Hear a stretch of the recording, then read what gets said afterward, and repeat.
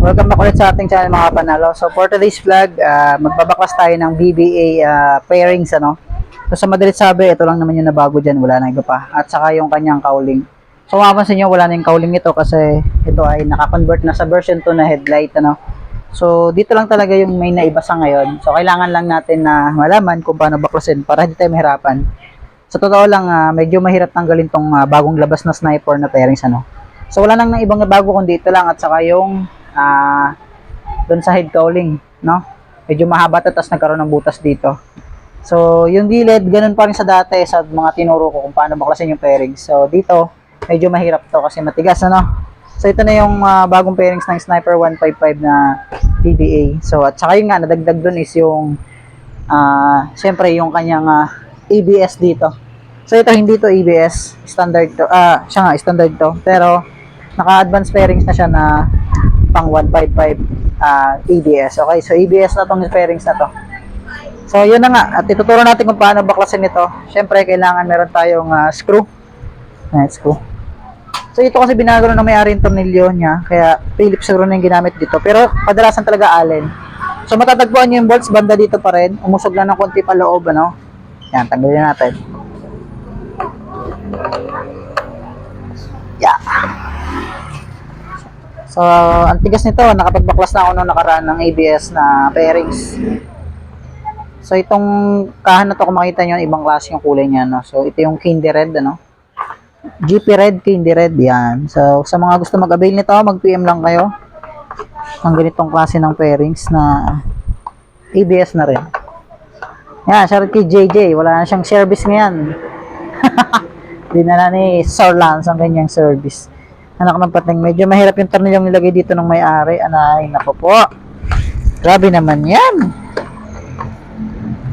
So ito, ang pangit dito is napalta ng screw. Hindi maganda yung napalagay na bolts yan, sama. Pairings bolts.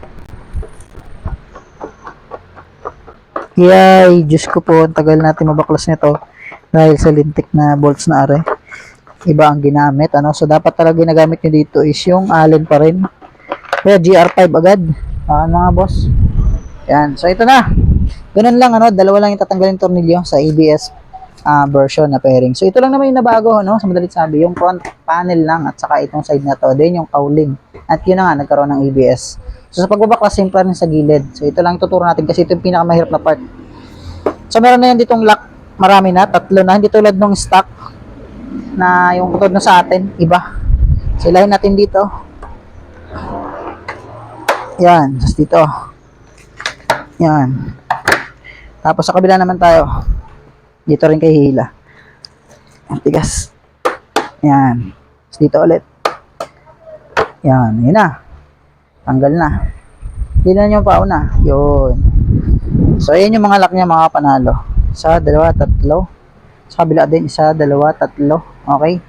So, meron tayong pairings doon. Kung makikita nyo, iba yung lock nun. Mga bang itsura ng lock nun.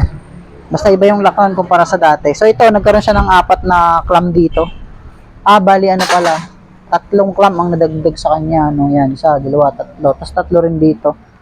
So, ganun na magbaklas ng ABS pairing sa front. So, yun lang naman ang nabago sa pairings na to. Wala nang iba pa. So, although dito, nagbago yung itsura, pero same pa rin ng pagkakalas. So, ito lang talaga yung paghihirapan yung baklasin. So, pagkakabit naman, ganito lang. Unahin nyo isuksok dito muna, okay? Yan. Tulak nyo pa una. Yan. Tapos, idiin nyo dito. Tapos dito. Yan. Tapos dito rin. Yan. Okay na ulit. Pwede na kayo magtornilyo. Okay? Take 2. Baklas ulit. At talagang kakalasin naman to. May gagawin tayo dito. So, dito ulit. Yan. Tapos, hila ulit dito.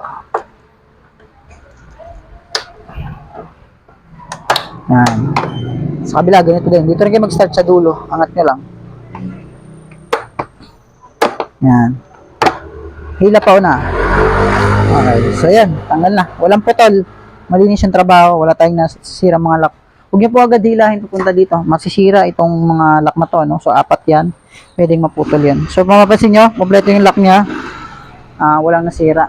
So, yun lang mga panalo. Sa mga lahat na gusto magbaklas ng ABS ninyo mga motor, ganun lang sa front panel, ano. So, yun lang naman ang nabago, wala nang iba pa. Medyo matigas siya. Ingat kayo sa paghila, dahan-dahan lang. Peace.